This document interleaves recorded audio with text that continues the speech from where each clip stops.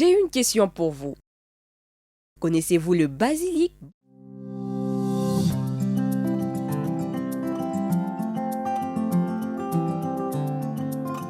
Bonjour, c'est avec un grand plaisir que je vous retrouve aujourd'hui pour vous parler du basilic en cuisine. Le basilic est certainement l'une des plantes aromatiques la plus connue et la plus utilisée sur nos tables. Très parfumé, le basilic est l'une des plantes condimentaires de la famille des lamiacées, tout comme la sauge, le thym et le romarin. Que vous soyez en ville ou à la campagne, cultivez vos propres plantes de basilic en petits pots sur votre balcon ou en pleine terre dans votre potager. Le plaisir de déguster le fruit de son jardin n'a pas d'égal.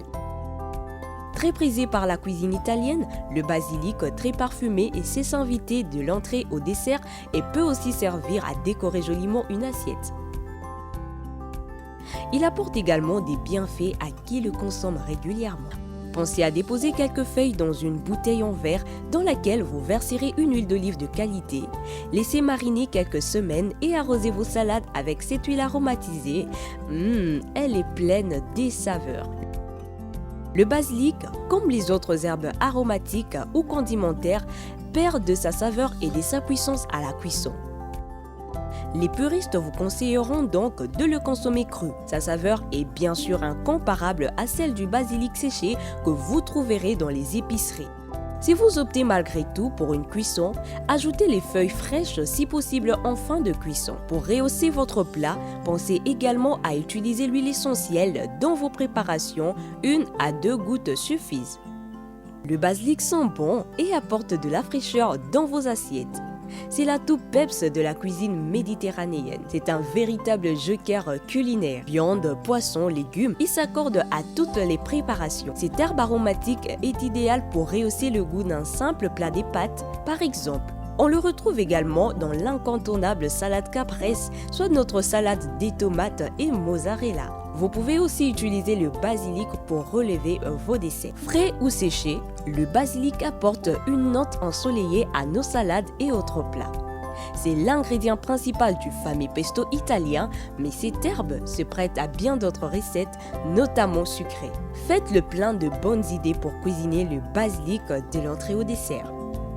Pour cuisiner le basilic, il faut choisir celui dont les feuilles sont lisses, bien vertes et surtout sans taches. Pour vos sauces et salades, préférez du basilic fin vert, tandis que le basilic citron légèrement épicé s'accorde mieux avec du poisson. Parlons de la conservation, il existe plusieurs techniques de conservation du basilic. Il se consomme frais ou congelé, bien que le séchage soit une alternative. Effectivement, au séchoir, la plante perd beaucoup de son arôme. Pour le conserver au réfrigérateur, les feuilles doivent être hachées et mises dans de l'huile d'olive avec du gros sel. Il faut ensuite les placer dans un pot et les garder au réfrigérateur. Pour congeler le basilic, il suffit de passer les feuilles au mixeur afin d'en obtenir une purée, puis la mettre dans un bac à glaçons. Les cubes sont ensuite placés dans un sac de congélation ou au congélateur. Alors faites-vous plaisir en utilisant du basilic dans vos plats aujourd'hui et moi je vous reviens prochainement. Bye bye!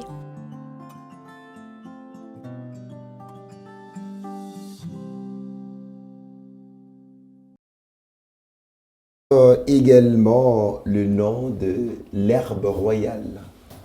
Alors lorsqu'on remonte très très rapidement l'histoire de cette plante, déjà vous connaissez le basilic? Oui, je connais. Ben, ça va bien. Elle est... Mais bien sûr. Ça remonte à quand la dernière fois que vous l'avez employé? Le lundi. C'était pas dans les haricots. Non. Mais non, dans du poisson. Dans les haricots. Dans les haricots. Alors, pour la petite histoire, le terme basilic, qui est apparu dans la langue française en 1120, désignait à l'origine un serpent mythique dont le regard pouvait tuer. Ça, c'est de la mythologie carrément. En moins qu'on ne l'ait aperçu le premier. Ça, c'est vraiment de la mythologie. Alors, le mot vient du bas latin basilicum, qu'il a emprunté au grec basilikos, ce qui veut dire petit roi.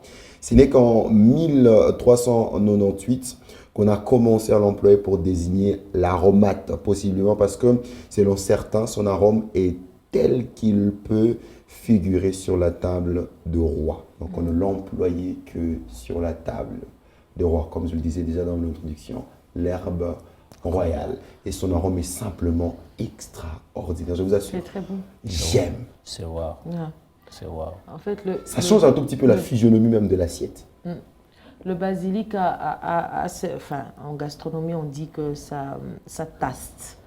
Ça donne le goût prononcé à ce que très vous êtes accentué. Très accentué. Ouais. Ça donne un goût vraiment prononcé à ce que vous mangez. Et quand vous mangez, vous savez sentir qu'il y a du basilic dans ce que vous êtes en train de manger. Mais encore plus, ce qui est bien avec le basilic, ce sont les vertus, les bienfaits du basilic qui vous préviennent des maladies cardiovasculaires déjà. Et c'est des oxydants pour votre corps. Et aussi, ça vous permet d'avoir une bonne digestion. Donc, ça vous évite, quand vous avez, par exemple, vous avez mangé les haricots et que ça vous ballonne le ventre, puisque le frère et on parlait tout à l'heure, ça vous ballonne le ventre. Alors, quand vous mangez le basilic, ça vous permet de ne pas avoir des ballonnements dans votre ventre et d'avoir une très bonne digestion. Donc, je comprends pourquoi on dit que c'était les rois qui l'employaient à leur table. Parce qu'imaginez un roi avec un ventre ballonné. C'est très, très Pas compliqué. du tout agréable. Comment prendre des décisions? Il doit prendre des décisions et le ventre est en train de ballonner. C'est pas agréable. Donc, voilà. Voilà, riche en antioxydants, riche en vitamine K, antibactérien, on peut utiliser aussi comme vertus désinfectant. digestives. Exactement, j'allais justement y arriver. Alors, lutte contre l'apparition de certaines pathologies très importantes. Alors, est-ce qu'on peut cultiver le basilic? Oui, on peut faire un Vous petit avez essayé de potager. domestiquer chez vous? Alors, je suis en train de racler déjà le potager qu'il y a à la maison pour commencer C'est depuis l'année passée. Hein? Non, j'ai déjà mangé. Il y avait le pondu que j'ai mangé, le chou de Chine. Les tomates, ça n'a pas pris cette fois-ci. Il y a aussi les ciboulettes que j'avais. Donc, je suis en train de tout racler parce qu'avec la saison sèche, c'était pas possible. C'est compliqué. Mais il faudrait aussi dire que c'est une plante extrêmement capricieuse. Très pour capricieuse. tenir. Très Je vous assure, capricieuse. c'est pas facile. Il faut J'ai essayé à la 3 reprises chouchouter. chez moi. Il faut Ça la prend et chouchouter. puis on a essayé d'employer 2-3 fois. Et puis, Ça On fait- a refait Ça fait de caprice. énormément de travail. C'est un Ouais. tout petit peu comme la menthe également. Oui. Il faut la alors menthe. demander les conseils d'un... On les appelle comment, les spécialistes? J'allais dire nutritionniste, mais c'est pas ça. C'est les... Hariboculteur. Non. Non. Oh, c'est parti. Ça va Agriculteur, revenir. cultivateur. Non. Non, ceux qui... Un phyto- Agronome. Un agronome phytotechnicien. Ah, voilà. Ces mots-là, en tout cas, j'ai cherché sur Google dans ma tête, il n'y avait pas. Donc, Merci il faut à vous, chercher, papa. Parce qu'il C'est y, quand a- même il y a- important. il y a- il y a deux types d'agronomes. Oui. Il y a les zootechniciens et les phytotechniciens. Les phytotechniciens, ce sont ceux qui sont spécialisés plantes et consorts. comment prendre soin de ça et toutes ces choses. Ah, mais c'est bien, c'est toujours bien de savoir. Hein. On découvre... Bon à savoir. Voilà, mais frère Idriss, Je vous en en prie. plus de ça, vous pouvez mettre les romarins, par exemple, qu'on appelle rosemary.